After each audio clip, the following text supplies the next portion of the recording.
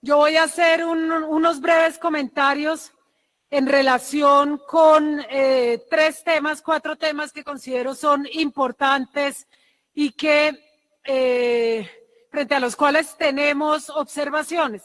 Por un lado, el tema de educación, el tema de cultura, el tema de paz y el estatuto de la oposición. Voy a empezar con el estatuto de la oposición.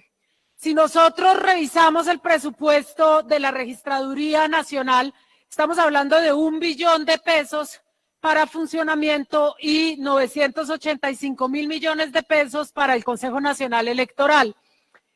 Y esto se desagrega en varios rubros: anticipos de procesos electorales en el 2022, funcionamiento de los partidos políticos y estatuto de la oposición, y recursos para fortalecimiento de la plataforma tecnológica del sistema de identificación y registro civil de la registraduría. Sin embargo, cuando nosotros revisamos este rubro, vemos que no hay un rubro específico para el estatuto de la oposición. Ayer precisamente recibimos la noticia, el 23 de septiembre, la comunicación del Ministerio de Hacienda, donde pues claramente se evidencia que hay una diferencia del presupuesto de la registraduría, la que se había presentado en principio en el proyecto, en el anteproyecto, y la información del proyecto de ley. Quiere decir que estaríamos entre 1 billón de pesos y 1.6 billones. Si nosotros analizamos bien esta información y analizando ya desagregado según lo presentan en el proyecto, pues básicamente no sabemos realmente cuáles son los recursos, ni para el estatuto de la oposición, ni los recursos con los que finalmente va a contar la registraduría. Se debe realizar, digamos, una cuenta, una asignación de recursos dentro del presupuesto general para el estatuto de la oposición, garantizando nuestros derechos. ¿Cuáles derechos están consignados en el estatuto de la oposición y que deben tener un presupuesto que hasta el momento no se ha garantizado? Por un lado, el acceso a los medios de comunicación del Estado o aquellos que hacen uso del espectro, y dar cumplimiento a todo el articulado. El presupuesto, básicamente, y ese aumento que en teoría hay, está destinado para la reforma electoral, que aún no se ha aprobado en el Congreso, pero que ya cuenta con una destinación específica, mientras que el Estatuto de la Oposición, que ya es una ley, que tiene una serie de componentes, en especial el artículo 12 y el artículo 13, no tienen un presupuesto asignado en una línea y en un rubro específico para dar cumplimiento al Estatuto de la Oposición. El artículo 12 y el artículo 13, estamos hablando en el artículo 12 del 5% adicional para los partidos y movimientos políticos con personería jurídica que se hayan declarado en oposición. Esta apropiación presupuestal no existe y sigue siendo una deuda pendiente. Por otro lado, el acceso a los medios. Aquí no hay recursos para la oposición definitivamente. En el tema de educación, estamos hablando, obviamente, y hay que reconocer que hubo un incremento del 15% para el rubro de la educación, con 46.9 billones. Es decir, un incremento del 6.1%. El funcionamiento aumenta, pero inversión disminuye, y disminuye de manera significativa. Cuando hablamos de inversión, ¿a qué nos referimos? Estamos hablando de calidad, estamos hablando de cobertura, estamos hablando de fortalecimiento de la educación preescolar, básica y media. Y cuando revisamos este rubro específico, vemos que estamos pasando de 1.705.000 millones de pesos a 633.000 millones de pesos. Ay, no sé.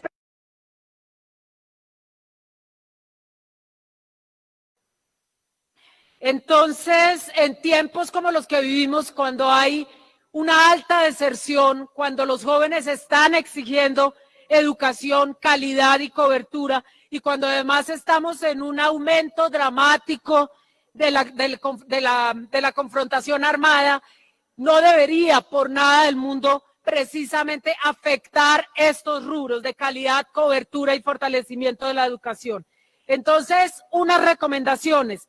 Por un lado, la disminución, o sea, que nos puedan aclarar por parte del Ministerio de Hacienda a qué corresponde esa diferencia que nosotros encontramos del 0.6% de disminución entre el anteproyecto y el proyecto de ley. ¿Por qué se da, digamos, como ese vacío que nosotros podemos ver? Y quisiera mostrarles la tabla, pero ahora me puedo acercar al viceministro y que nos pueda aclarar aquí en plenaria por qué esa diferencia. Por otro lado, no se evidencia si para el presupuesto de 2021 se tuvo en cuenta el aumento real de cada rubro teniendo en cuenta la inflación.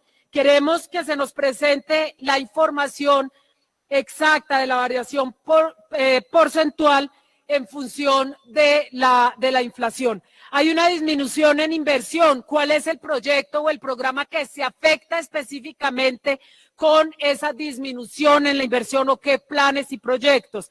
El presupuesto para el Ministerio de Educación Nacional disminuye en la partida de 2021. ¿Cuál es el programa afectado? ¿Cuáles son los proyectos que no cuentan ya con los recursos para poder seguir adelante?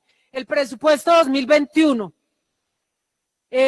Nos gustaría, por favor, que nos desagregaran la información, el presupuesto general de la Nación requerido exactamente, o más bien de acuerdo con las metas y los programas que se han comprometido para el sector educación.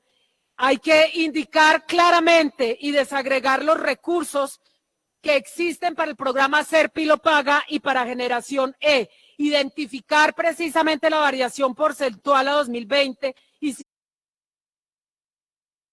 esos recursos fueron analizados en función de las condiciones socioeconómicas actuales de los beneficiarios. ¿Cuáles son los impactos presupuestales del decreto 622 que pues claramente crean este fondo para la educación? Y en términos de la matrícula cero, importantísimos. La matrícula cero viene siendo financiada con recursos propios de las universidades, de las instituciones de educación superior. Eso quiere decir que las universidades, para cumplir este compromiso del gobierno, aumentan su desfinanciación, una desfinanciación histórica y por la que ya han salido millones de jóvenes a las calles. Es decir, que se requiere la apropiación presupuestal específica para garantizar ese compromiso del presidente del gobierno sin que se afecte el presupuesto propio de las universidades, para garantizar, obviamente, como decía, esta medida. Eso es importantísimo. Y creemos, hoy más que nunca, y después de lo vivido en estos meses de pandemia, que se debe revisar el programa Serpi lo Paga, el programa Generación E, de alguna manera suprimirlos y orientar los recursos para la matrícula cero, que como ustedes han podido ver, tiene un mayor impacto, tiene un mayor número de población beneficiaria y además genera muchísima más sensación y efectividad entre los estudiantes. El Instituto Nacional de Sordos y el Instituto Nacional de Ciegos. Aquí podemos ver que hay un incremento para el funcionamiento y para la inversión, pero básicamente disminuyen los rubros precisamente para el fortalecimiento de la gestión y para la educación de esta población.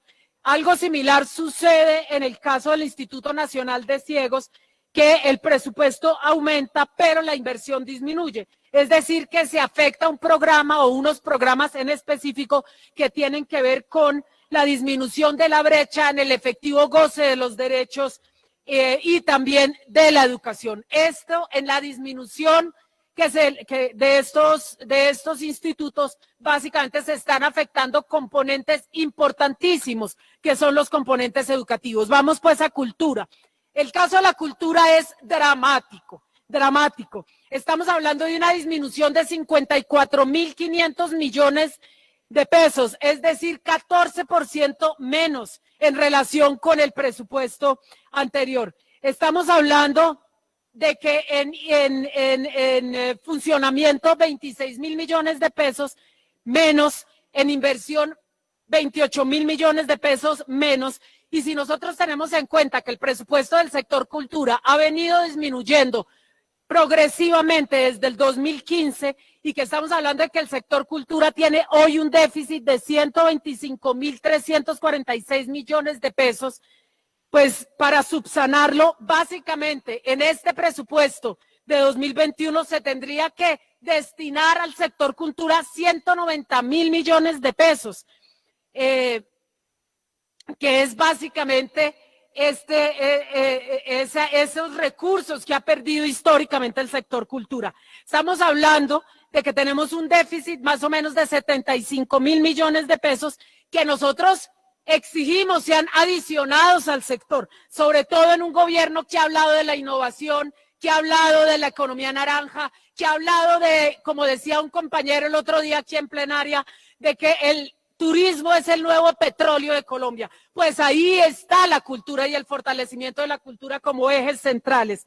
Entonces, en el sector cultura se deben adoptar medidas inmediatas para mitigar todos los efectos negativos del COVID, además, que ha afectado de manera dramática a la cultura. Estamos hablando de iniciativas culturales, estamos hablando de la articulación entre los diferentes sectores de cultura que son amplísimos, estamos hablando de convivencia en un momento de conflicto, de recomposición del tejido social, estamos hablando de apropiación y reconocimiento de la cultura, que en un momento como el que vivimos es de vital importancia. Estamos hablando además del fomento y de la protección del patrimonio, de la creación y de la innovación, como decía hace un momento, y sobre todo algo que sigue siendo una deuda pendiente para el sector cultura, es un censo del sector cultura. Saber exactamente cuántas personas hacen parte de este sector que, como digo, es amplio, absolutamente amplio. Estamos hablando de que se requieren los recursos para restaurar, recuperar el patrimonio y defender el patrimonio cultural de nuestro país. Esto incluye los monumentos nacionales como el Hospital San Juan de Dios. Estamos hablando de defender y de potenciar el turismo como motor para la economía. Y aquí es absolutamente importante que el gobierno se comprometa con ese, fue un compromiso de su campaña, Hablamos del fortalecimiento del sector, de las condiciones absolutamente precarias de los trabajadores de la cultura y de los artistas, que en su mayoría son trabajadores de prestación de servicios, que son freelance, que es además el sector que de última se va a reactivar, porque es todo el sector de la industria de espectáculos y de la industria artística y cultural. Una pregunta clave que no podemos dejar de hacer, los bonos naranja en esta crisis, ¿cómo se van a invertir? Y entender que los recursos de la cultura no son la caja de ayuda de todos los demás sectores, sino que los... Representante Pizarro, usted lleva hablando 8 minutos, son 5. Como el tiempo se controla a los presentes desde la cabina, yo le ruego a los de la cabina que nos permitan en igualdad de condiciones los tiempos que han sido preestablecidos. 30 segundos y continuamos por 5 minutos con la senadora Sandino. Muchas gracias, señor presidente. Efectivamente, si el gobierno nacional no toma las medidas necesarias para salvar la cultura y el patrimonio de nuestro país, será recordado este gobierno como el genocida, el exterminador de la cultura colombiana. Y eso es algo que no nos podemos permitir en tiempos de pandemia, cuando se requiere más que nunca la identidad cultural, el patrimonio y empezar a fomentar la economía que de por sí es importantísima del sector cultura. Yo iba a hablar de unos temas de paz, pero como se me acaba el tiempo, espero y confío en que la representante Juanita Gobertus lo puede hacer en todo detalle. Entonces, quiero saltar aquí una alerta para mis colegas. El sector cultura necesita salvarse y la inversión en educación es la inversión en futuro. Son dos componentes importantísimos, vitales para la sociedad colombiana, aunque a veces no entendamos los impactos positivos de esta inversión. Y nuevamente llamar la atención en relación con el estatuto de la oposición. Muchas gracias, señor presidente. Senadora Victoria Sandino, hasta por 5 minutos tiene usted el uso de la palabra, bien pueda. Gracias, señor presidente, muy amable. Mire, realmente nos sorprende la crisis que estamos viviendo y sorprende más la política económica en materia social de este gobierno y en materia de paz en general de este gobierno. Entre esos aspectos quiero referirme a dos puntos concretos. Uno, en materia de salud. Nadie se puede explicar cómo después de semejante crisis por parte del COVID, el gobierno nacional apenas asigne 35 billones de pesos para el sector salud. Tengamos en cuenta que en el 2019 el presupuesto del Ministerio de Salud y Protección Social era de 31,5 billones de pesos aproximadamente. Y la propuesta de aumento de que fue aprobada en el día de ayer solamente